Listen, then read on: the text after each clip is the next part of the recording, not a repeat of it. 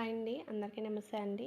బయట పసుపు ప్యాకెట్లు కొనకుండా ఇంట్లోనే ఈ విధంగా పసుపు కొమ్ములు తెచ్చుకొని తయారు చేసుకుంటే మనం ఎన్ని సంవత్సరాలైనా వాడుకోవచ్చండి. 1 కిలో పసుపు కొమ్ములండి, కొంచెం లావుగా బలంగా ఉండేవి తీసుకోవాలి. ఇవి ఒక తాంబూలంలో ఇలా ఆరబెట్టుకోవాలండి, లేదా ఒక న్యూస్ పేపర్ మీద అయినా వేసుకొని కొంచెం పల్చగా ఇలా అనుకొని ఎండలో ఆరబెట్టుకోవాలండి. ఎక్కడన్నా పురుగు ఏమన్నా ఉన్నా కానీ ఈ ఎండకి చనిపోతాయి. ఈ విధంగా 2 రోజులు బాగా ఎండనిచ్చి ఇప్పుడు ఒక బాక్స్లోకి తీసుకుంటున్నాను.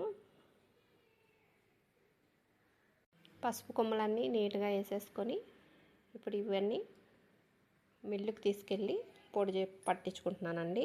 చూడండి, పసుపు కొమ్మలతో పసుపు పొడి ఈ విధంగా పట్టించుకొని ఇది వెంటనే మీరు ఒక తాంబూలంలో పోసుకొని చూడండి, మనం ఆడిచ్చిన వేడి ఉంటుంది కాబట్టి మూత పెట్టేస్తాం కదా, ఆ మూత పెట్టినప్పుడు అదంతా ఆవిరి మీద వాటర్ వస్తాయండి. కొంచెం నీళ్ళు వచ్చి ఈ పసుపు పొడిలో పడి ఇదంతా గడ్డ కట్టద్ది. వేడి మీద వెంటనే మీరు ఆడిచ్చిన తర్వాత ఇలాగా ఒక ప్లేట్లో పోసేసుకొని ఇదంతా ఇలాగా పల్చగా అనుకోవాలండి. ఫ్యాన్ వేయకండి, ఇదంతా ఎగిరిపోతుంది, మన పైన కానీ పడద్ది కళ్ళల్లో, అందుకని మంట వస్తుంది.